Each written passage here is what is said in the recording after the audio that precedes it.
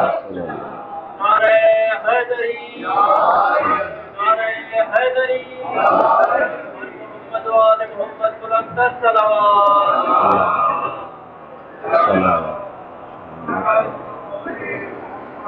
فاتحہ۔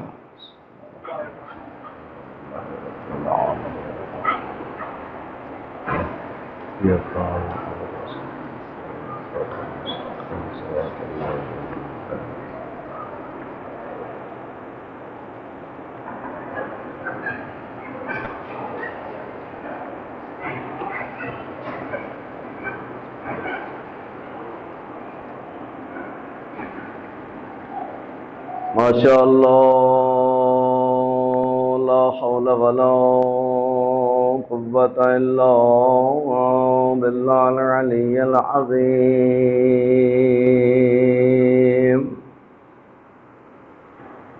اعوذ باللہ من الشیطان اللعین الرجیم، بسم اللہ الرحمن الرحیم۔ الحمدللہ رب العالمین باری الخلائق اجمعین، ثم الصلاة والسلام علی سیدنا و نبینا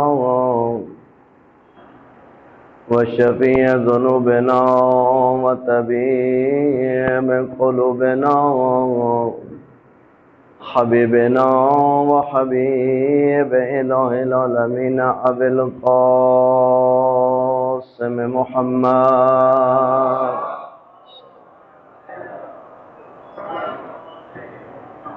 وعلی آل بیت طیبین الطاہرین المعصومین المنتجبین المنتخبین ورحمۃ اللہ علی محبیہم وموالیہم وشیعتہم اجمعین ولعنۃ الدائمۃ علی اعدائہم ملعونین من اول دہر الی الآن ومن الآن الی قیام یوم الدین۔ اما بعد فقد قال الحکیم فی محکم کتابہ وقولہ الحق وهو اصدق القائلین۔ بسم اللہ الرحمن الرحیم۔ الا لہ الخلق والامر، بلندتر صلوات صلی علی محمد۔ خداوند کریم آپ کی دعا اور عبادات کو اپنی بارگاہ میں قبول فرمائے، پریشان المومنین کی پریشانیوں کو دور فرمائے، جن مومنین کی سال ثواب کے مجلس ہے ان کو جوار اہل بیت علیہ السلام میں جگہ نصیب فرمائے، سب مومنین کی قبروں کو نور اہل بیت علیہ السلام سے منور فرمائے، آقا اور مولا امام علیہ السلام کا جلد ظہور فرمائے، آقا کے قدموں میں جامع شہادت کی سعادت نصیب فرمائے، اپنی دعا اور عبادات کی قبولیت کے لیے مل کر بآواز بلند صلوات اللہ صلی علی محمد وآل محمد۔ محترم و معزز سامعین، قرآن کریم کی جس آیت شریفہ کو آپ کی خدمت میں تلاوت کیا، الا لہ الخلق والامر، خلقت اور حکومت کا حق مخصوص ہے ذات پروردگار کے ساتھ۔ الا لہ الخلق والامر، جب خلق اللہ نے کیا، خالق وہ ہے تو حاکم بھی وہی ہے۔ یہ دو الگ چیزیں نہیں ہو سکتی کہ خالق کوئی ہو اور حکومت کسی اور کی چلے۔ دیکھیں، آج کے ہمارے جتنے بھی جوان ہیں جو اپنے مذہب کے اعتبار سے، اپنی مذہبی معلومات کے اعتبار سے چاہتے ہیں کہ کسی سے گفتگو کریں، تو آپ کا تعلق اس بات کو ذہن میں رکھیں، آپ کا تعلق باب علم سے ہے، آپ امیر المومنین علی ابن ابی طالب علیہ السلام، اللہم صلی علی محمد وآل محمد، آپ کو اپنے مذہب کی حقانیت کے لیے کسی قسم کی کوئی پریشانی نہیں ہے، کسی ذرہ برابر پریشانی نہیں ہے۔ کسی فورم پہ بھی آپ بات کر سکتے ہیں، کسی جگہ بھی آپ بول سکتے ہیں، لیکن یہ بات پیش نظر رہے کہ بولنے کے لیے اتھینٹک معلومات ضروری ہیں۔ کیا بولا جائے گا؟ اگر کسی فورم پہ بات کرنا ہو تو کیا بات کی جائے گی؟ دیکھیں، سب سے بڑا فورم تو یہ ہے جس پہ ہمیں آپ بٹھاتے ہیں۔ اچھی معلومات دینا، اچھی باتیں بتانا، یہ ہم ممبر پہ آنے والوں کا شرعی فرض ہے، ہمارا اخلاقی فرض نہیں ہے، شرعی فرض ہے کہ ہم وہ باتیں جس کی آج جوان کو، شیعہ مذہب اختیار کرنے والوں کو مختلف جگہوں پہ ضرورت ہے، ایک بنیادی بات پہلے ذہن میں بٹھا لیں، اس بات سے آگے بات چلے گی، ساری بات اسی کے ساتھ ملی ہوئی ہے۔ کربلا تک کا واقعہ اسی ایک آیت کے ساتھ جڑا ہوا ہے، امام حسین علیہ السلام کا یزید کی بیعت سے انکار کرنا اسی ایک آیت کے ساتھ جڑا ہوا ہے، پیغمبر علیہ السلام کی رسالت اسی ایک آیت کے ساتھ جڑی ہوئی ہے۔ سب پورا نظام خلقت اللہ نے جو بنایا ہے وہ اسی دو لفظوں کی آیت ہے، الا لہ الخلق والامر۔ دیکھیں، قرآن کے لفظوں پہ نہیں جایا جاتا کہ لفظ کتنے زیادہ ہیں یا لفظ کتنے کم ہیں، قرآن کے الفاظ کے مفاہیم پہ جایا جاتا ہے کہ ایک دو آیتوں میں، ایک دو لفظوں میں، ایک دو کلموں میں اللہ نے پورا نظام بیان کیا۔ نظام کیا ہے کہ نظام خلقت، اس کائنات میں نہ انسان آنے پہ قادر ہے نہ جانے پہ قادر ہے، وہ دنیا میں جتنا دل ہے اکڑتا رہے، جتنا دل اکڑتا رہے دنیا میں آ کر، لیکن یہی اکڑنے والا انسان، یہی خدا کی نافرمانی کرنے والا انسان، یہی خدا کے سامنے اکڑنے والا انسان، اسی سے کہو کہ کیا تم دنیا میں آنے پہ قادر تھے؟ دنیا پہ آنے پہ بھی قادر نہیں ہے۔ چلے آنے پہ قادر نہیں تھا، اب تو تمہارے پاس آ گئی طاقت، اقتدار آ گئے تمہارے پاس، تم فرعون بن گئے، انا ربکم اعلیٰ کا نعرہ لگا دیا، اتنی طاقت کے باوجود بھی کیا تم رکنے پہ قادر ہو؟ اپنا اقتدار قائم رکھنے پہ قادر ہو؟ اقتدار چھین لینا، اقتدار پہ قبضہ کر لینا کمال نہیں ہے، یہ آنا اور جانا، آنے کی بے بسی، انسان آنے پہ مجبور ہے، جس نے بھیجنا ہے وہ بھیجے گا، بھیج دیا، اب تم آؤ، کوئی نہیں جانا چاہتا واپس، نہیں واپس بھی جانا ہے تمہیں۔ یہ ساری بے بسی انسان کی اس کے اندر دو جملوں کے اندر ہے کہ نہ آنے پہ قادر نہ جانے پہ قادر، اسی درمیان جو فتنے کرتا ہے وہ کر سکتا ہے۔ اب ان فتنوں کا وہاں پہ جا کے اس کو جواب دینا ہے۔ پہلی بنیادی بات کہ ہم شیعہ، ہم آل بیت کو ماننے والے اس بات کا عقیدہ رکھتے ہیں کہ آئے بھی اللہ کی طرف سے ہیں اور جانا بھی اللہ کی طرف ہے۔ یہ آیے کریمہ جو آپ کسی کے مرنے پہ پڑھتے ہیں، اگر کسی کے مرنے کی خبر ملے تو آپ کیا کہتے ہیں؟ انا للہ و انا الیہ راجعون۔ یہ کیا رسم ہے؟ یعنی کچھ رسمیں ہوتی ہیں نا، معاشرتی رسمیں ہوتی ہیں کہ یہ ہو تو یہ کرنا ہے، یہ ہو تو یہ کرنا ہے، کیا یہ رسم ہے کہ اگر کسی کے مرنے کی خبر ملے تو آپ نے اس جملے کو دہرانا ہے؟ نہیں، امیر المومنین علی ابن ابی طالب علیہ السلام، اللہم صلی علی محمد وعلی محمد۔ لطف یہ ہے کہ یہ جملہ بھی مولا کا ہے، جو قرآن میں نقل ہوا ہے، زبان مولا سے نقل ہوا ہے۔ کہتے ہیں امیر المومنین جنگ احد میں مصروف تھے جب حضرت حمزہ کی شہادت ہو گئی۔ حضرت حمزہ کی شہادت ہوئی، ایک یہودی آگے سے آیا اور اس نے آ کے امیر المومنین کو کہا کہ حمزہ شہید ہو گئے۔ اس کے کہنے کا مقصد یہ تھا کہ مولا امیر کو پتہ چل جائے کہ جو اتنا بہادر تھا وہ شہید ہو چکا ہے۔ مولا نے اس کی بات کی طرف کوئی دھیان نہیں دیا۔ وہ تھوڑی دیر کے بعد پھر گھوم کے آیا کہ شاید جنگ کی آواز ہے، شور شرابہ ہے، حضرت علی کے کانوں پہ میری آواز نہیں گئی ہوگی۔ وہ واپس آیا اور اس نے پھر کہا کہ حمزہ شہید ہو گئے ہیں۔ مولا نے کہا انا للہ و انا الیہ راجعون، ہم اللہ کی طرف سے آئے تھے اور ہمیں اللہ کی طرف ہی پلٹ جانا ہے۔ حمزہ آئے تھے اللہ کی طرف سے، واپس پلٹ گئے اللہ کی طرف. یعنی یہ ہم مسلمانوں کا عقیدہ ہے کہ ہمیں بھیجا بھی اللہ نے، انا للہ و انا الیہ راجعون، واپس بھی اللہ کی طرف جانا ہے. عقیدہ توحید سب سے بنیاد. اگر آپ کسی کے ساتھ بحث کرنا چاہتے ہیں، کسی کے ساتھ گفتگو کرنا چاہتے ہیں، دیکھیں نبوت کا مرحلہ بعد میں آئے گا، امامت کا مرحلہ بعد میں آئے گا، قیامت کا مرحلہ بعد میں آئے گا. آپ سے لوگ ماتم کی بات کرتے ہیں، آپ کہ میں ماتم کی بات کروں گا آپ سے، آپ پہلے توحید سے شروع کریں. کیا آپ ہماری توحید کو مانتے ہیں کہ آپ ماتم پہ آ کے کھڑے ہو گئے؟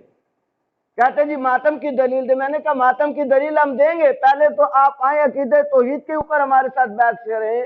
آپ کیا ہمارے ساتھ عقیدہ توحید پہ متفق ہے؟ آپ کا وہی عقیدہ توحید ہے جو ہمارا ہے. پہلے توحید تو سیدھی کرو، پہلے اپنا عقیدہ توحید تو سیٹ کرو، پھر ہم آپ سے بات کریں گے. بات دیکھیں، الجھنے کی ضرورت نہیں ہے. اگر آپ کو اصول بحث کا پتہ چل جائے الجھیں گے نہیں. آپ کیوں الجھیں گے؟ آپ کو الجھنے کی ضرورت نہیں ہے. آپ کہیں ٹھیک ہے آپ نے بحث کرنی ہے، بات کرنی ہے، آئیں. سب سے پہلے تو خدا ہے، سب سے بنیادی عقیدہ تو توحید ہے. اگر یہ توحید کا عقیدہ بگڑ جائے تو کوئی عمارت نہیں کھڑی رہ سکتی. توحید کی عمارت پہ نبوت کی عمارت کھڑی ہوگی، توحید کی عمارت پہ امامت کی عمارت کھڑی ہوگی، توحید کی عمارت پہ قیامت کی عمارت کھڑی ہوگی. ساری عمارتیں اس توحید کے اوپر کھڑی ہیں. اول الدین معرفتو، مولا میر علیہ السلام کے نہج البلاغہ کے پہلے خطبے کے پہلے لفظ اول الدین معرفتو. دین کی ابتدا، دین کا آغاز، دین کی بنیاد کیا ہے؟ اللہ تعالیٰ کی معرفت ہے. جب اللہ کو ہی نہ پہچانا، اللہ کے بارے میں ہی صحیح عقیدہ نہ رکھا تو آگے کدھر جائیں گے؟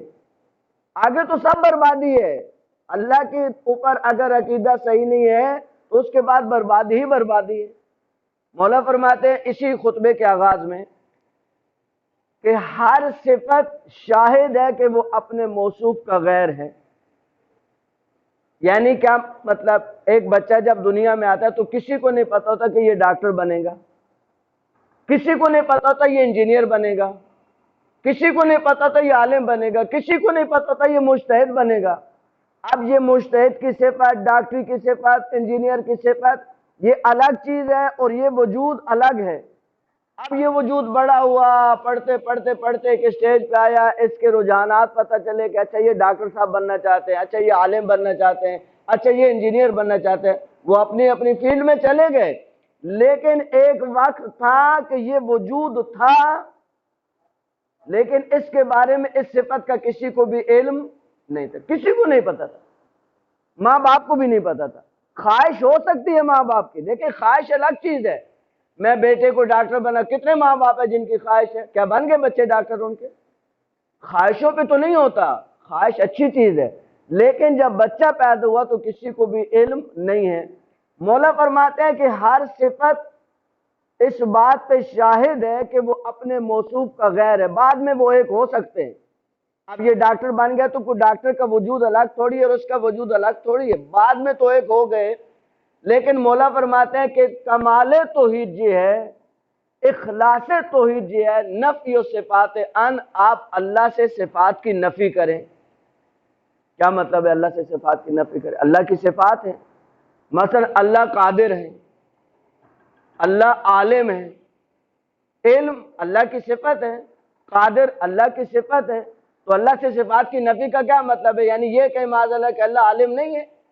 مولا یہ تو نہیں کہنا چاہتے. مولا فرماتے کہ یہ جو مخلوق کے بارے میں آپ کا تصور تھا کہ ایک وقت تھا کہ یہ صفت الگ تھی اور موصوف الگ تھا، اللہ کے بارے میں یہ عقیدہ نہیں رکھ سکتے کہ معاذ اللہ ایک وقت تھا اللہ تو تھا لیکن عالم نہیں تھا، اللہ تو تھا لیکن قادر نہیں تھا. نہیں، اللہ کے بارے میں یہ عقیدہ نہیں رکھ سکتے. مولا فرماتے نفی صفات ان، اللہ سے صفات کی نفی کرو. یعنی کیا مطلب؟ یعنی ذات اور صفت ایک ہی چیز ہے. ذات عین صفت ہے، ذات عین صفت ہے اور صفت عین ذات ہے، دو الگ چیزیں نہیں ہیں. اب یہ عقیدہ توحید سوائے آپ کے کسی کے پاس نہیں ہے. آپ اس عقیدے کو اگر اپنا لیں، اس عقیدے کو اگر سمجھ لیں، آپ اپنے کالج یونیورسٹی کے کسی پروفیسر کے سامنے یہ مسئلہ رکھے، اس کو نہیں بتائیں پہلے مولا کا جملہ، کہیں کہ آپ بتائیں اس کا کیا مطلب ہے، وہ آسانی سے پروفیسر بھی نہیں بتا سکتا آسانی سے آپ کو، اس لیے کہ امیر علیہ السلام کے کلام کو سمجھنے کے لیے صرف پروفیسر ہونا ضروری نہیں ہے، جب تک دین کی بنیادوں پہ کام نہ کیا ہو، دین کی بنیادی تعلیمات پہ علم حاصل نہ کیا گیا ہو، جن علماء نے زحمت کی ہے وہ سمجھ سکتے ہیں کہ مولا کیا کہنا چاہتے ہیں۔ یہ بنیادی ترین بات ہے، کس کی نسبت؟ توحید کی نسبت۔ نبوت پہ آ جائیں، جب اللہ نے کہا کہ میں خالق ہوں اور حکم میرا چلے گا، تو رسول کون بھیجے گا؟ رسول بھی اللہ بھیجے گا۔ کوئی مسلمان یہ نہیں کہتا کہ رسول ہم نے بنائے ہیں، کہتا رسول اللہ نے بھیجے۔ اچھا، رسالت اللہ کا کام ہے تو رسول کیا کرتے ہیں آ کے؟ رسول کیا کرتے ہیں آ کے؟ رسول اللہ کا پیغام آپ کو پہنچاتے ہیں۔ رسول کا کام کیا ہے؟ اللہ کا پیغام آپ کو پہنچانا۔ اچھا، رسالت اللہ کا کام ہے، رسول بھیجنا اللہ کا کام ہے، درست ہے۔ آپ نے کہاں سے یہ بات نکالی؟ کہتے ہیں قرآن کی آیتیں ہیں۔ مثلا حضرت آدم کے بارے میں انی جاعل فی الارض خلیفہ، کہ میں آپ کو زمین میں خلیفہ بنا رہا ہوں، کہتے ہیں یہ قرآن کی نص ہے کہ زمین کے اندر خلیفۃ اللہ کا منصب کسی کو عطا کرنا یہ کس کا کام ہے؟ یہ اللہ کا کام ہے۔ تو ہم بھی یہی کہہ رہے ہیں آپ سے، ہمارا 1400 سال سے آپ کے سامنے یہی رونا ہے کہ جس طرح رسالت کا منصب کسی کو دینا اللہ کا کام ہے، امامت کا منصب دینا بھی اللہ کا کام ہے۔ امام کوئی نہیں بنا سکتا اللہ کے سوا، امام کوئی بھی نہیں بنا سکتا اللہ کے سوا۔ اچھا، آپ نے قرآن کی دلیل دی، ہم بھی آپ کو قرآن سے دلیل دیتے ہیں، قرآن کی دلیل دیں گے۔ حضرت موسیٰ نے دعا کی، کیا دعا کی؟ اے اللہ میرے لیے میرے بھائی ہارون کو کیا کر؟ میرا وزیر قرار دے۔ ساری صفات بھی بیان کی کہ میرے بھائی میں یہ صفتیں پائی جاتی ہیں۔ تو بندہ پوچھ سکتا ہے کہ اے موسیٰ جب آپ کو معلوم ہے کہ آپ کے بھائی میں یہ صفتیں پائی جاتی ہیں تو بنا ڈالیے۔ تو وہ کہیں گے نہیں، میں اللہ کو ریکمینڈ کر سکتا ہوں، میں اللہ سے گزارش کر سکتا ہوں، میں اللہ سے التماس کر سکتا ہوں، میں اللہ سے دعا کر سکتا ہوں، لیکن بنانا کس کا کام ہے؟ اللہ کا کام ہے۔ نبیوں کے وزیر، نبیوں کے وسیع کا منصب بھی قرآن کی روح سے کس کا کام ہے؟ اللہ کا کام ہے۔ آج ہمارے ساتھ جو جتنا پرابلم ہے وہ یہ ہے کہ ہمیں اگر اپنے بنیادی عقائد کا صحیح علم ہو جائے، دیکھیں ایک دفعہ یہ ہے کہ آپ شیعوں کے گھر پیدا ہوئے اور آپ شیعہ ہیں، اکثر ایسے شیعہ ہیں ہمارے زیادہ تر شیعہ کیا ہے کہ ہم شیعوں کے گھر پیدا ہوئے، اس سے زیادہ شیعہ نہیں ہے۔ صرف شیعہ کے گھر میں پیدا ہونا کافی نہیں ہے۔ دیکھیں آج آپ جس دور سے گزر رہے ہیں اس پہ یہ بات کفایت نہیں کرتے کہ آپ کہ جی میں شیعہ ہوں میرا یہ عقیدہ ہے، وہ کہے کہ دلیل کیا ہے؟ اور دلیلوں کی کمی نہیں ہے۔ اگر آپ کتابوں میں جانا چاہتے ہیں، کتابیں پڑھنا چاہتے ہیں، علماء کی زحمتیں دیکھنا چاہتے ہیں، تو امیر المومنین علی ابن ابی طالب علیہ السلام، اللہم صلی علی محمد وعلی محمد، ولایت کے اوپر اور مولا کی حکومت کے اوپر، یعنی مولا حاکم بھی ہیں اور مولا اللہ کے ولی بھی ہیں، اس کے اوپر آپ کیا سمجھتے ہیں کہ علامہ حلی نے کتنی دلیلیں نکالی ہوں گی، کتنی دلیلیں اکٹھی کی ہوں گی؟ 1 2 3 4 5 6 7 100 200 نہیں عزیزان گرامی، ان کی کتاب کا نام ہی الفین ہے۔ الفین کہتے 2000 کو، الف 1000، الفین 2000۔ اس عالم ربانی نے امیر المومنین علی ابن ابی طالب علیہ السلام، اللہم صلی علی محمد وعلی محمد، کہ یہ اللہ کے ولی ہیں اور اللہ کی طرف سے بنائے حاکم ہیں، اس کے اوپر 2000 دلیلیں اکٹھی کی۔ آپ کسی حوالے سے بھی کم نہیں ہے، کوئی کمی نہیں ہے آپ کے پاس۔ ہاں کمی معلومات کی ہو سکتی ہے، نالج کی کمی ہو سکتی ہے، توجہ نہ ہو یہ ہو سکتا ہے، لیکن یہ کہ آپ کا مذہب انتہائی مستغنی مذہب ہے ہر حوالے سے۔ آپ توحید سے لے کے آئیں قیامت تک آ جائیں، ایک سے ایک دلیل، ایک سے ایک بات۔ امامت بھائی بنیادی عقیدہ آپ کا کیا ہے؟ آپ کا باقی مسلمانوں سے اختلاف کیا ہے؟ 1400 سال سے ہمارا اور ان کے ساتھ چل کیا رہا ہے؟ امامت کا مسئلہ۔ قرآن کی ایک آیت، اس کو یاد کر لیں، اس آیت کو صرف یاد کر لیں، کسی جگہ پر بھی امامت میں بولنے کے لیے یہ قرآن کی ایک آیت کافی ہے۔ کچھ بھی نہیں یاد کرے، صرف اس قرآن کی آیت کو یاد کر لیں۔ اذ ابتلی ابراہیم ربہ بکلمات فاتمہن قال انی جاعلک للناس اماما۔ یہ کیا ہے؟ حضرت ابراہیم کو جب اللہ نے مختلف آزمائشوں میں ڈالا، امتحانوں میں ڈالا، جب امتحانوں میں ڈالا تو کس منصب پہ تھے؟ کس منصب پہ رکھ کے اللہ نے امتحان لیے؟ نبوت تھی یا نہیں تھی؟ تھے نبی اللہ کے۔ رسالت تھی، پہلے رسول بنے، پہلے نبی بنے۔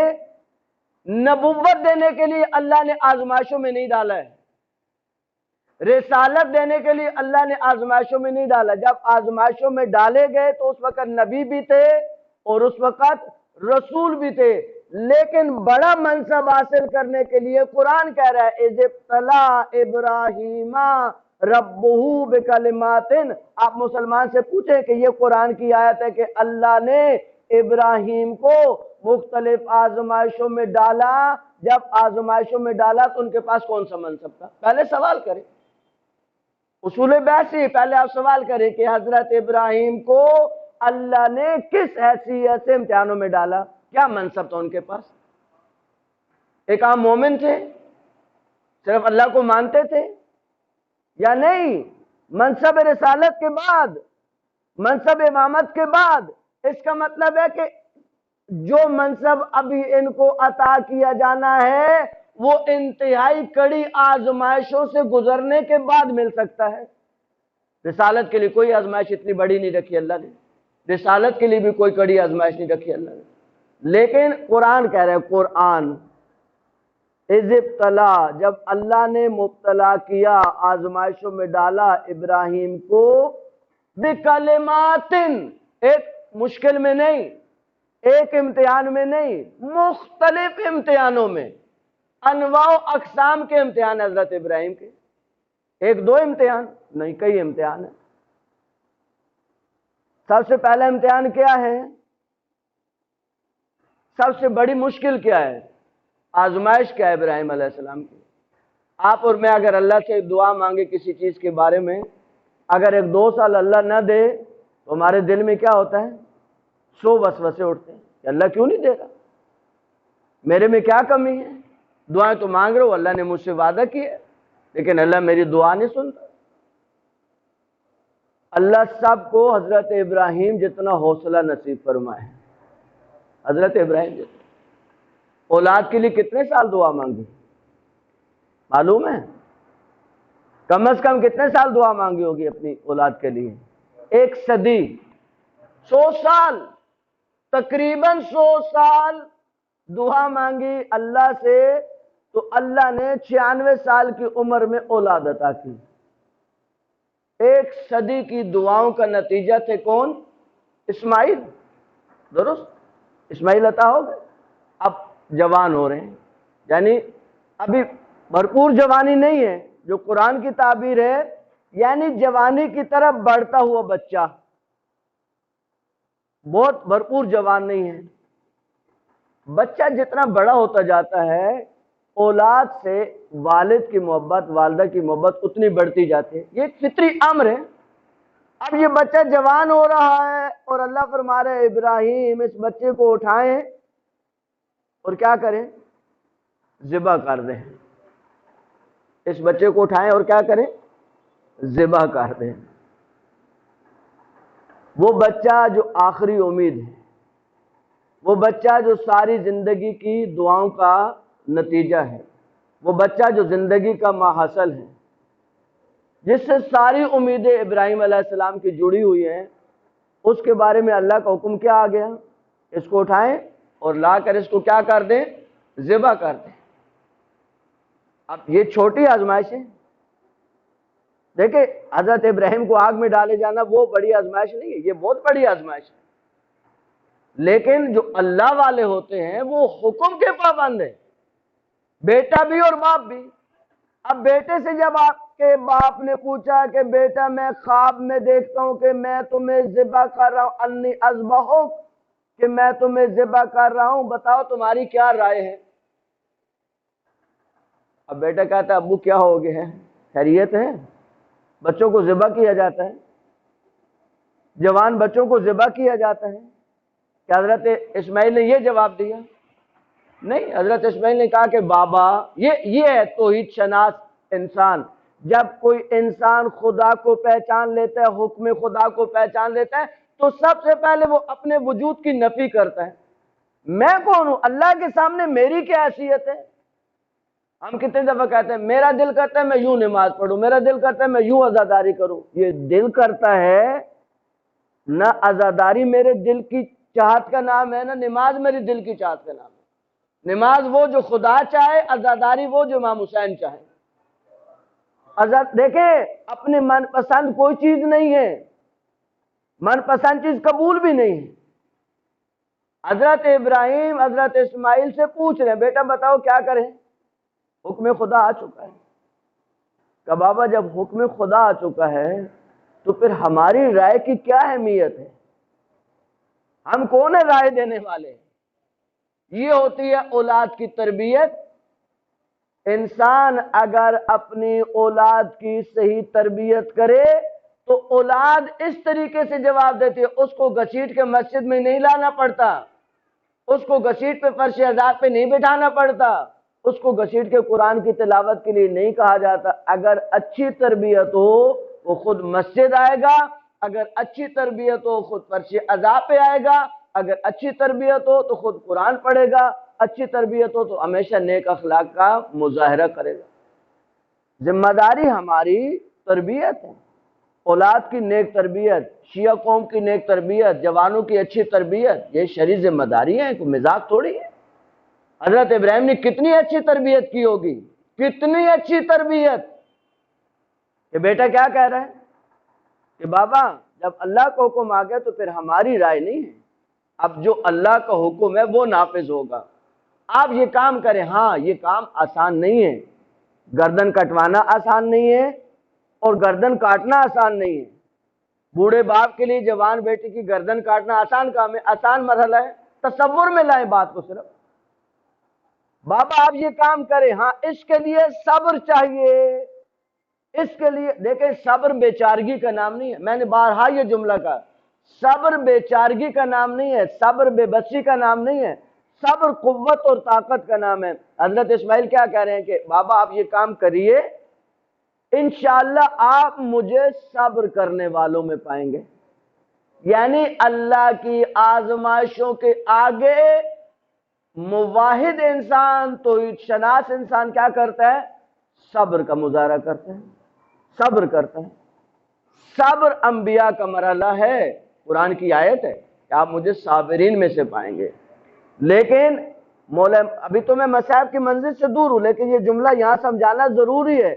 دیکھیں صبر سے اوپر ایک مرحلہ ہے، ایک ہے صبر، صبر کم مرحلہ نہیں ہے، صبر کم مرتبہ نہیں ہے۔ اللہ نے قرآن کے اندر انبیاء کے بارے میں جو مرتبے گنے ہیں ان میں سے ایک صبر ہے، لیکن صبر سے ایک ڈگری اوپر ہے، وہ کیا ہے؟ وہ رضا ہے۔ مصیبتوں پہ صابر ہونے کے ساتھ ساتھ ان مصیبتوں پر راضی رہنا، رضم بقضائہ و تسلیما لامرہ، اے اللہ ہم تیرے ان آزمائشوں پر فقط صابر نہیں ہیں، ہم تیری ان آزمائشوں پر دل و جان سے راضی بھی ہیں، ہمیں بہت اچھا لگتا ہے کہ اللہ تو نے آزمائشوں میں ہمیں ڈالا۔ یہ ہے عقیدے توحید کے بعد عقیدہ نبوت کے نبی اس مقام پہ آتا ہے۔ اب حضرت ابراہیم نے امتحان دے دیے، مختلف آزمائشوں سے نکل آئے، جب سارے امتحانوں سے پاس ہو گئے، کتنے نمبروں کے ساتھ؟ کوئی ایک پیپر ہے جس میں 99.5 نمبر لیے ہوں نہ، قرآن کی آیت یہ نہیں کہتی، قرآن کی کہتی ہے فَأَتَمَّهُنْ، 100/100 नंबर लेकर हाई फर्स्ट डिवीजन पास हो गए। अब अल्लाह ने कहा इब्राहिम आप पास हुए हैं और बहुत अच्छे नंबरों से पास हुए, तो हम सिर्फ इम्तिहान नहीं लेते, हम इम्तिहान के बाद इनाम देते हैं। इनाम तो दुनिया वाले भी देते हैं भाई, कॉलेज यूनिवर्सिटी मुख्तलिफ इदारों में जो बच्चे फर्स्ट आते हैं उनको इनाम मिलता है या नहीं मिलता? जब दुनिया वाले इनाम देते हैं वो तो खालिक और मालिक है। इब्राहिम हम आपको इनाम देंगे। इनाम क्या दिया अल्लाह ने? काल इन्नी जाइलुका लिन्नास इमामा, इब्राहिम हम आपको इस उम्मत का इमाम बना रहे हैं। अल्लाह ने जब हजरत इब्राहिम को रसूल बनाया तो अल्लाह के इस रसूल ने अल्लाह के सामने हाथ नहीं उठाए अपनी ज़ुर्रियत के लिए। नबुव्वत अता हुई तो भी हाथ नहीं उठाए अपनी ज़ुर्रियत के लिए। क्यों? जानते हैं कि मनसब रिसालत एक वक्त में आके रुक जाएगा, यानी मेरी औलाद में से आखिरी जो रसूल होगा वो हजरत मोहम्मद मुस्तफ़ा सल्लल्लाहु अलैहि वसल्लम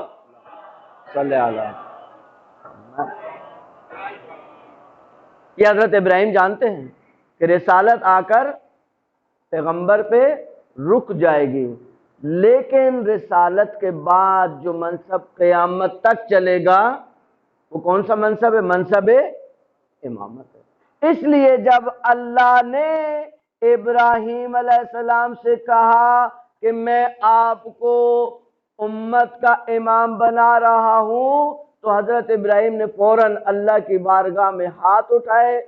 क़ाल व मिन ज़ुर्रियती, देखिए ये मिन, इसको हम अरबी की ज़बान में इल्मी इस्तिलाह में इसको मिन तबईज़िया कहते हैं। तबईज़िया का मतलब क्या है? यानी कुछ लोग, ऐ अल्लाह मेरी ज़ुर्रियत में से कुछ लोगों को क्या तू ये मनसब अता करेगा? दुआ मांग रहे हैं। क़ाल व मिन ज़ुर्रियती, अब अल्लाह ने न ये कहा कि इब्राहीम नहीं मिलेगा और न ये कहा कि मिलेगा। अल्लाह ने एक मेयार जिक्र किया, काला ला यनालो अहदी ज़ालिमीन, इब्राहीम याद रखना हमारा ये मनसब जालिमों को नहीं मिलेगा। जालिम इमाम नहीं हो सकता, कुरान की नस्स से सरी है। मनसब इमामत का इंतखाब अल्लाह का काम है, इसी आयत के अंदर है। कहाँ पे अल्लाह ने कहा है इमामत का मनसब देना मेरा काम? इसी आयत के अंदर है। इन्नी जाइलुका, मैं बना रहा हूं, मैं आपको इमाम बना रहा हूं, यानी इमाम बनाना भी मुझ अल्लाह का काम है। जैसे रसूल भेजना मुझ अल्लाह का काम है, ऐसे उम्मत का इमाम चुनना भी मेरा काम है। मैं बताऊंगा कि कौन इमाम होता है। काल इन्नी जाइलुका लिन्नास इमामा, जब अल्लाह ने कहा कि इब्राहीम ये मनसब जालिमों को नहीं जाएगा, अब ये बहुत हसास और बहुत सेंसिटिव टर्निंग पॉइंट है जिसको आप जवान कम से कम अच्छी तरीके से समझें। आप कुरान की कई आयतों में देखेंगे। देखें, हमारे यहाँ जब कलमे जुल्म आता है तो हमारा दिमाग गुनाह की तरफ जाता है। जालिम यानी गुनाहगार, जिसने कोई गुनाह किया वो जालिम है। ने अरबी में, इल्मी दुनिया में, और ये मुश्किल भी मुश्किल कुशा ने हल किए, आपके और मेरे मौला अमीरुल मोमिनीन अली इब्न अबी तालिब अलैहिस्सलाम।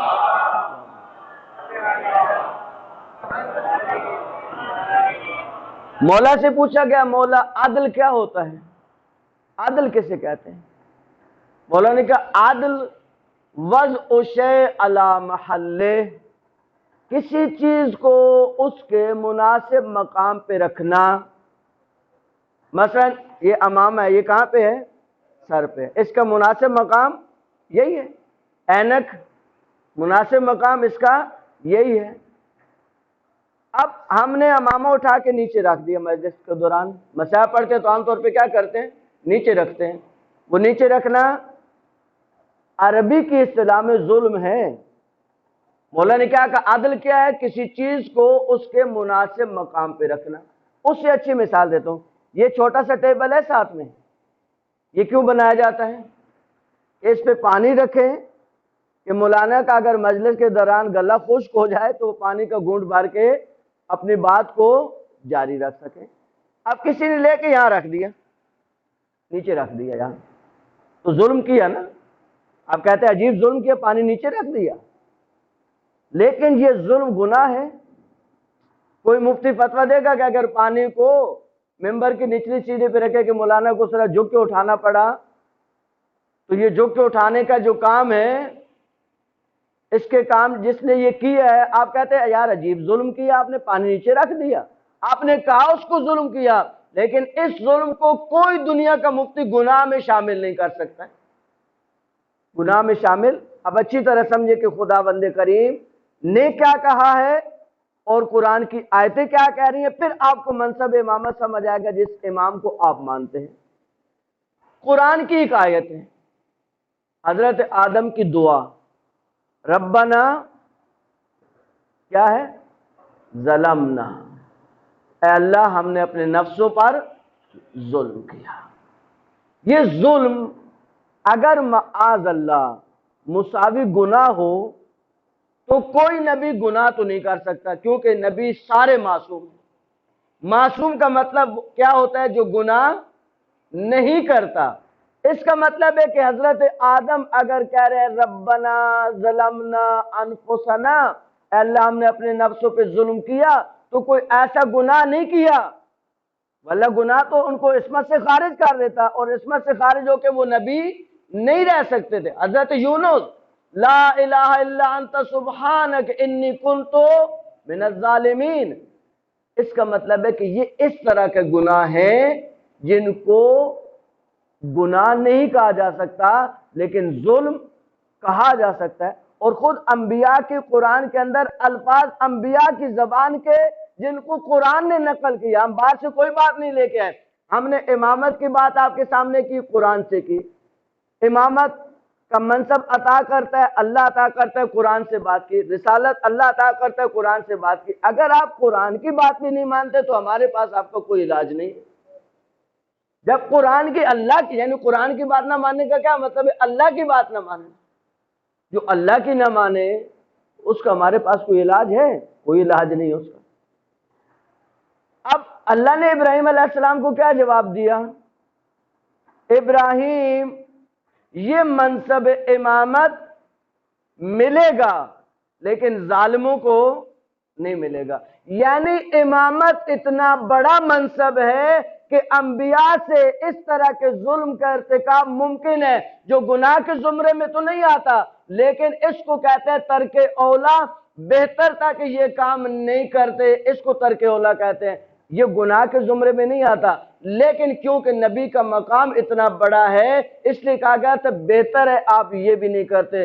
لیکن امام کا مقام اتنا بڑا ہوتا ہے کہ اللہ فرماتے ہیں امام سے اتنا سا ظلم بھی نہیں ہو سکتا۔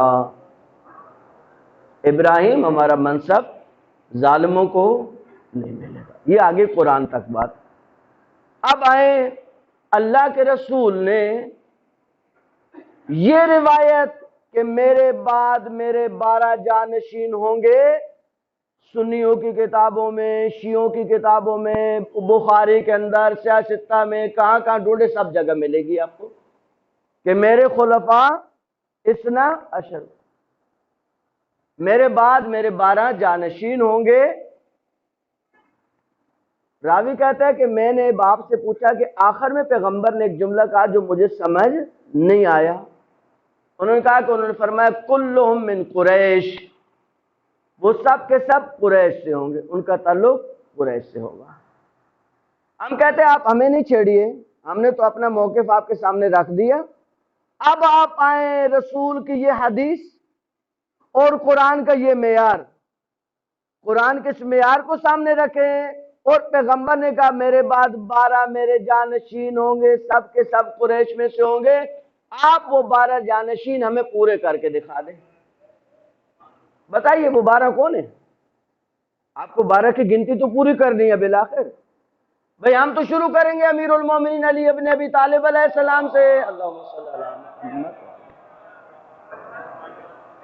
بھئی ہم تو اپنے بچوں کو یاد کراتے اصول دین، فروع دین، 14 معصوم، 12 امام اپنے بچوں کو یاد کراتے. ہمارے بچوں کو یاد ہے کہ 12 امام کون ہیں اور ان کا نام کیا ہے. ہم آپ سے اختلاف نہیں کر رہے، ہم آپ سے لڑ نہیں رہے، ہم آپ سے جھگڑ نہیں رہے ہیں. ہم صرف آپ سے ایک علمی سوال کر رہے ہیں کہ یہ حدیث جو آپ کی کتابوں میں بھی موجود ہے، آپ اس حدیث کے مطابق وہ 12 لوگ جو اس کرائٹیریے پر پورے اترے وہ پورے کر کے ہمیں دکھا دیجئے. آپ کو تو چھٹا یزید کو ماننا پڑے گا، آپ کے پاس چارہ نہیں ہے. آپ بتائیں یزید کو کیا بنا کر بٹھایا گیا تھا مسند پہ؟ کیا بنا کر؟ خلیفۃ المسلمین. بھلا کیوں بٹھاتے اس کو تخت پہ، کیوں بٹھاتے اس کو؟ دیکھیں اب سمجھیے آقا حسین علیہ السلام کا جہاد، امام حسن کا جہاد ایک جملے میں سمجھیے، مولا حسن کا جہاد ایک جملے میں سمجھے. مولا حسن علیہ السلام نے صلح پہ دستخط کیے. بہت سے جوان کہتے ہیں کیوں کیے مولا نے دستخط؟ آپ کو معلوم وہ امام ہے. پہلے تو آپ کو یہ کہنے کا حق نہیں ہے، کسی کو یہ حق نہیں ہے وہ کہ مولا نے کیوں سائن کیے. یعنی مولا کا وظیفہ میں اور آپ معین کریں گے؟ سب سے پہلی بات تو یہ ہے کہ کسی کو یہ کہنے کا حق نہیں ہے کہ مولا نے صلح کیوں کی، مولا نے صلح پہ کیوں سائن کیے. اس کا مطلب ہے کہ ابھی عقیدہ امامت سمجھ نہیں آئے. اگر امامت سمجھ آ چکی ہے تو یہ سوال تو بنتا ہی نہیں ہے. آپ امام کو معصوم مانتے ہیں، معصوم جس سے کوئی خطا نہیں ہوتی. ہاں امام نے اس صلح نامے میں جو شرائط رکھی، ان شرائط میں صرف ایک شرط کو یاد کر لیں، وہ آپ کے کام آئے گی، اور کسی سے بھی بات کریں. اس میں مولا نے شرط رکھی کہ آپ کو یعنی امیر شام کو حق نہیں ہوگا کہ وہ اپنے بعد اپنا جانشین مقرر کرے. یعنی اس کو حق استخلاف کہتے ہیں، حق استخلاف یعنی اپنے بعد کسی کو خلیفہ منتخب کرنا. اب چاہے سنی ہو چاہے شیعہ ہو، دیکھیں ہم جب خلیفہ کہتے ہیں تو ہمارا خلافت سے مراد وہ خلفاء نہیں ہے، ہم خلافت سے مراد وہی امامت لیتے ہیں. خلیفۃ اللہ یعنی امام، ہمارا اور مسئلہ ہے. چاہے ہمارا بات ہو چاہے اہل سنت کی بات ہو، یہ بات مسلمانوں میں اتفاقی ہے کہ اگر کوئی خلیفہ ہے تو اس کو اپنے بعد خلیفہ بنانے کا حق ہے. یہ حق اس سے نہیں لیا جا سکتا. اگر کوئی خلیفہ ہے تو یہ حق اس سے نہیں لیا جا سکتا. جب مولا نے اس سے سائن کروائے تو اس کا کیا مطلب ہوا؟ مولا نے اس سے یہ بات منوائی کہ تم بھی منصب پہ غصبی بیٹھے ہو، جب غصبی بیٹھے ہو تو تمہیں اپنے بعد بنانے کا کوئی حق. مولا کا سب سے بڑا جہاد دیکھیں، مولا امیر کی جو تلوار تھی وہ دو رخی، یعنی دو رخی کا مراد وہ نہیں ہے یعنی جس کے دو منہ تھے، دونوں طرف چلتی تھی. مولا کی تلوار دونوں طرف کاٹتی تھی. مولا حسن علیہ السلام کی صلح کا یہ جملہ، یہ وہ ذوالفقار ہے جس نے دونوں طرف کاٹا ہے. یہ قلم کا ذوالفقار جس کو مولا حسن علیہ السلام نے استعمال کیا، نہیں سمجھ آیا لوگوں کو کہ مولا حسن علیہ السلام نے ایک جملے میں کیا کہا. جب ایک شخص آیا اور اس نے مولا کے ساتھ بدتمیزی کی، اپنا بندہ، معاذ اللہ وہ جملے بھی زبان پہ نہیں لا سکتے کہ اے مومنوں کو کیا کرنے والے. تو مولا نے اس کو کہا کیا ہوا، کیوں اتنی عجیب سی بات کر رہے ہو، آپ کیا کر کے آئے ہیں. دیکھیں مولا کی بات اس وقت کے لوگوں کو بھی سمجھ نہیں آئی. مولا نے کہا اگر میں حسن صلح نہیں کرتا تو قیامت تک شیعہ کا وجود ختم ہو جاتا، قیامت تک کوئی شیعہ باقی نہیں بچتا. یعنی میں نے صلح کر کے کربلا بپا کی ہے، میں نے صلح کی ہے، شیعہ بچے ہیں تو حسین کے ساتھ آ کے حسین کی مدد کریں گے. میری صلح کے نتیجے میں کربلا قائم ہوگی، میری صلح کے نتیجے میں دین قائم ہوگا، میری صلح کے نتیجے میں اسلام آگے بڑھے گا. مولا حسن علیہ السلام کا عجیب جہاد ہے جس کو سمجھنے کی ضرورت ہے. مولا نے یہ جہاد کیا اور دل خون کر کے. دیکھیں اتنا آسان نہیں تھا مولا کے لیے، یہ آسان باتیں نہیں تھے مولا کے لیے. برداشت کرنا آسان نہیں تھا مولا کے لیے، لوگوں کے طعنے سننا برداشت کرنا آسان نہیں تھا مولا کے لیے، لیکن سب کیا۔ کیوں کیا؟ دین بچانا تھا، اسلام بچانا تھا، قرآن بچانا تھا، تعلیمات بچانی تھی، اپنی جانیں قربان کر دی، اپنی نسلیں قربان کر دی۔ صرف دیکھیں یہاں پہ غلط فہمی نہیں رہے، ایک غلط فہمی آتی ہے بعض اوقات لوگوں کے دل میں، انسان کس چیز پہ قربان ہوتا ہے، کس چیز پہ قربان ہونا چاہیے؟ انسان اپنے سے کم تر چیز پہ قربان ہو تو ہلاکت ہے، اپنے سے برتر چیز پہ قربان ہو تو شہادت ہے، اور درمیان میں موت ہے، عادی موت، ہلاکت اور شہادت، یہ تین ہی ہے نا۔ شہادت کیا ہے؟ قرآن کیا کہتے ہیں؟ آپ ان لوگوں کے بارے میں یہ کہنے کا بھی حق نہیں رکھتے جو اللہ کی راہ میں مارے گئے۔ اللہ نے یہاں لفظ شہید استعمال نہیں کیا، کہا جو اللہ کی راہ میں مارے گئے۔ انسان اپنی جان کو قربان کر سکتا ہے، انسان سے بڑی ذات اس کائنات میں سوائے رب کے کوئی بھی نہیں ہے۔ اس کائنات میں اللہ سے بڑی ذات کوئی بھی نہیں ہے۔ انسان سے نیچے حیوان، حیوان کے نیچے نباتات، جمادات، سب نیچے ہیں۔ انسان سے تو بڑی کوئی ذات نہیں ہے جس پہ وہ اپنے آپ کو قربان کرے، اس لیے قرآن کا فی سبیل اللہ، وہ اپنے آپ کو قربان کرتے ہیں اللہ کی راہ میں، اللہ کے لیے قربان ہوتا ہے۔ امام حسین کربلا میں آ کے شہید ہوئے، مولا حسن نے شہادت کو قبول کیا، کس کے لیے؟ فی سبیل اللہ، اللہ کی راہ میں۔ کیا پیغام ہے کربلا کا، کیا میسج ہے کربلا کا؟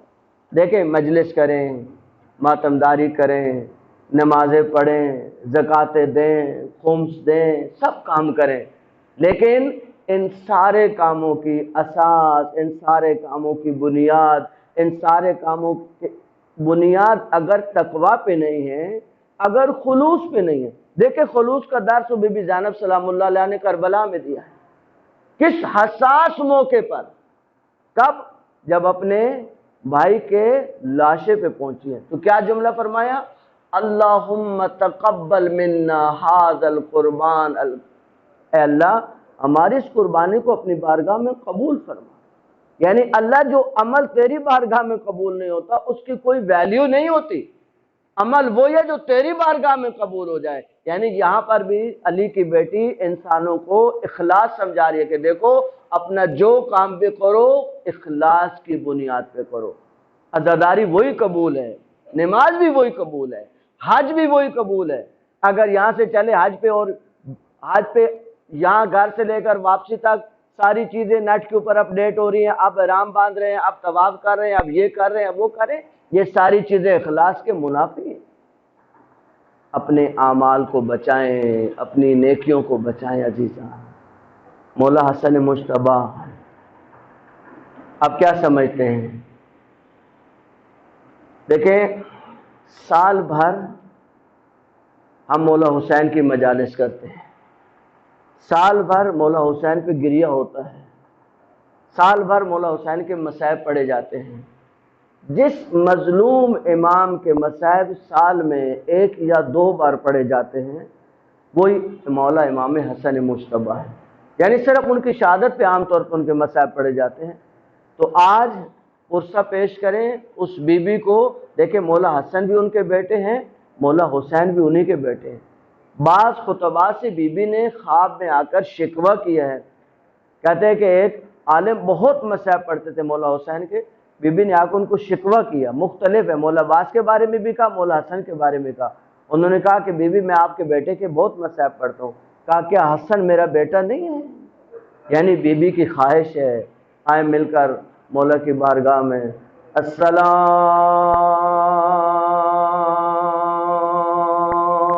علیک یا ابا عبداللہ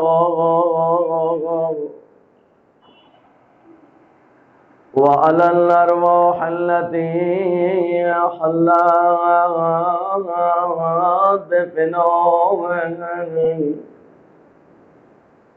علیک منی سلام اللہ ابدا مبقی بقي الليل والنهار ولا جعل الله آخر اللحظ مني لزيارتكم السلام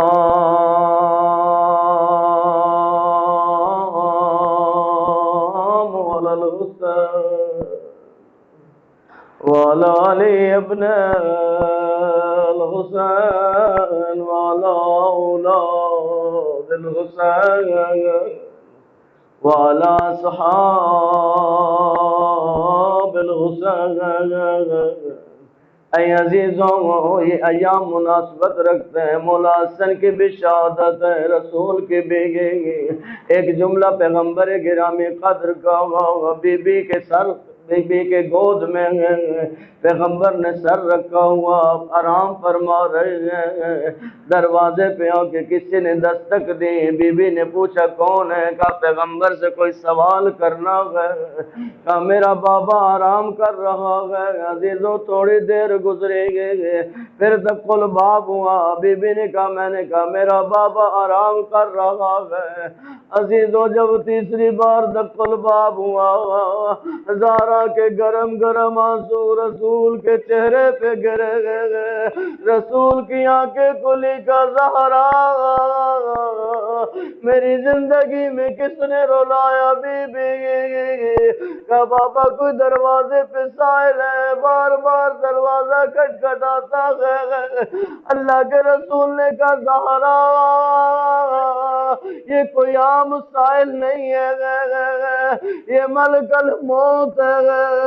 لیکن بی بی آپ کا اتنا مرتبہ ہے، بی بی آپ کا اتنا مقام ہے، اے زہرا آپ کی اجازت کے بغیر داخل نہیں ہو سکتا. جس دروازے پہ ملک الموت آ کے کھڑا ہو جائے گا، جس دروازے پہ جبرائیل اجازت مانگے گا، زیادہ دیر تو نہیں گزری گی، اسی دروازے سے آگ کے شعلے اٹھیں گے. اسی آگ کے شعلوں میں زہرا. ایک خطیب ہے، اس کو مولا حسن خواب میں آئے. کہا تو میرے اصلی مصائب نہیں پڑھتا، تو میرے اصلی مصیبت نہیں پڑھتا. کہتا نہیں مولا میں پڑھتا ہوں، آپ کو زہر دیا گیا. مولا نے کہا یہ میری اصلی مصیبت نہیں ہے. کہتا ہے مولا میں یہ بھی بتاتا ہوں، آپ کے کلیجے کے ٹکڑے زمین پہ گرے گئے، تشت میں گرے گئے. مولا نے کہا نہیں یہ میری مصیبت بڑی نہیں ہے. کہا مولا میں یہ بھی پڑھتا ہوں، آپ کا جنازہ کیا، اس پہ تیروں کی بارش ہو گئی. مولا فرماتا نہیں یہ بھی میری بڑی مصیبت نہیں ہے. راوی کو قضا کر کہتے ہیں مولا پھر آپ خود بتائیں گے آپ کی سب سے بڑی مصیبت کیا ہے؟ کہتے ہیں آقا فرماتے ہیں میری سب سے بڑی مصیبت یہ ہے، میں چھوٹا تھا جب دروازہ میری ماں پہ گرا، میری ماں کی چیزیں بلند ہوئی. اے عزیزوں ہم اگر مشکل میں آتے ہیں ہم مولا امیر کو پکارتے ہیں. جب بی بی پہ دروازہ گرا حق تو یہ تھا کہ علی کو پکارتی، لیکن علماء یہی کہتے ہیں جب بی بی پہ دروازہ گرا بی بی نے آواز دی یا بقیت الماء بقیت اللہ یا بنی مہدی، اے میرا بیٹا مہدی میری مدد کو. اے عزیزوں آقا حسن کو زہر ملا، آقا کا جسم تڑپ رہا ہے. اپنی زوجہ کو کہا میرے بیٹے قاسم کو لو اور اس کو میرے سینے پہ لٹا دو. کہتے حضرت قاسم کو سینے پہ لٹایا گا، بچہ فوراً سینے سے اتر گیا. کہا ماں اتنا گرم بستر ہے کہ بیٹا یہ بستر نہیں ہے، یہ تیرے بابا کا سینہ ہے، اور آج رات کا مہمان ہے تیرا بابا، اجرکم اللہ۔ آقا حسین تشریف لائے گئے، آقا حسین تشریف لائے، مولا حسن نے کہا بھیا ایک تشت لے کے آئے گئے، مولا حسین تشت لے کے آئے، کلیجے کے ٹکڑے تشت میں گرنے شروع ہوئے گئے، کہتے مولا حسن نے کہا بھیا اس تشت کو ایک طرف چھپا کے رکھ دیں گے، کہا بھیا کیا ہوا، کبھی میری بہنیں پہنچ رہی ہیں، میں حسن نہیں چاہتا میرے کلیجے کے ٹکڑوں پر میری بہنوں کی نظر پڑے گئے۔ دیکھا کہ حسین گریہ کر رہے ہیں، حسین مولا سے حسن آقا نے کہا حسین بھیا اتنا گریہ نہیں کرے، کہ بھیا کے کلیجے کے ٹکڑے باہر آ رہے ہیں، بھیا میں کیسے گریہ نہیں کروں، کہ حسین لا یومک یومک یا ابا عبداللہ، اے بھیا حسین جو مصیبتیں آپ پہ آئیں گی اے بھیا کسی پہ نہیں آئے گی، اجرکم اللہ۔ پھر آقا حسن نے پروا کو قریب بلایا، کہا پروا یہ تعویذ ہے، اس کو اپنے پاس رکھ لو، میرے بیٹے قاسم کے بازو پہ باندھ دینا، اگر کوئی مشکل گھڑی آ جائے اس تعویذ کو کھول لینا، مشکل آسان ہو جائے گی۔ کربلا کے میدان میں جب آقا قاسم کو اجازت نہیں دیتے تھے، یہ مشکل گھڑی آ گئی، پروا نے تعویذ کو کھولا، اس میں لکھا ہوا تھا میرا بھائی حسین میں تو کربلا میں نہیں ہوں گا، اے بھیا میری قربانی قاسم کو قبول کر لینا، اجرکم اللہ۔ پھر میرے مولا نے وصیت کی کہ بھیا حسین مجھے غسل دینا، خود غسل دینا، خود کفن دینا، بھیا خود میرا جنازہ پڑھنا، اور بھیا مجھے نانا کے قریب دفن کر دینا، لیکن بھیا اگر کوئی دفن نہ ہونے دے اے بھیا جنگ نہیں کرنا، اے عزیزوں تاریخ کا غریب ترین جنازہ، اے عزیزوں جب جنازے گھر سے چلے جاتے ہیں گھروں کا منظر کیا ہوتا ہے، آپ نے جنازے اٹھتے دیکھے، جب جنازہ چلا جاتا ہے گھر کی خواتین انتظار میں ہوتی ہے، ابھی ہمارے وارث واپس آئیں گے، ابھی ہمارے سر پہ ہاتھ رکھیں گے، ابھی ہمیں پرسا دیں گے، عزیزوں جنازہ چلا، زہرا کی بیٹیاں انتظار میں تھی، ابھی حسین آئیں گے، ہمارے سروں پہ ہاتھ رکھیں گے، عزیزوں جنازہ قبر رسول کے سامنے پہنچا، جنازے کو روک دیا گیا، ہم دفن نہیں ہونے دیں گے، کہ یہ میرے نانا کی قبر ہے، کہ ہوتی ہے تو ہوتی رہے۔ ایک ملعونہ نے اشارہ کیا 70 تیر آقا کے جسم نازنین ہوئے، علامہ نقل فرماتے ہیں یہ دونوں شہزادے شہید ہوئے، ایک کے جنازے کے اوپر تیر تھے اور دوسرے کا جنازہ تیروں کے اوپر تھا، اجرکم اللہ۔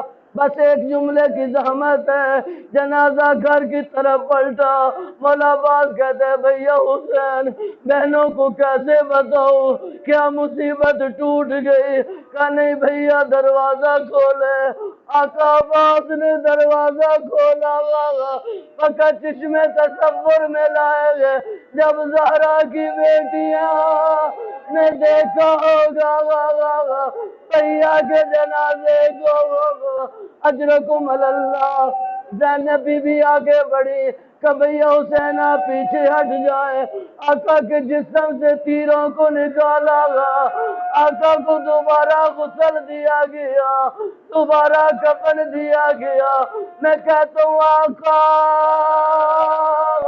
دو بار غسل تو ملا گا دو بار کفن تو ملا گا اے غریب حسین اے مظلوم حسین واہ غربتا واہ مصیبتا ایک جملہ بی بی زینب سے کہتا ہوں اے بی بی اپنے بھائی حسن کے جسم سے تیروں کو نکالا تھا لیکن کربلا میں حسین کے جسم سے کیوں تیروں کو نہ نکالا بی بی کہیں گی وہ مدینہ تھا اور میرے ہاتھ کھلے تھے اور یہ کربلا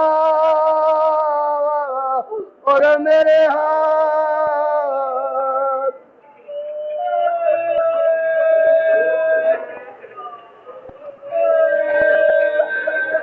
الا ولعنۃ اللہ علی القوم الظالمین وسیعلم الذین ظلموا ای منقلب ینقلبون یا اللہ ہمارے اس قلیل توسل کو اپنی بارگاہ میں قبول فرما یا اللہ اسے ہمارے گناہوں کی بخشش کا ذریعہ قرار دے یا اللہ جتنے مرحومین اس دنیا سے رخصت ہوئے بیگم و ظفر کرم علی کے تمام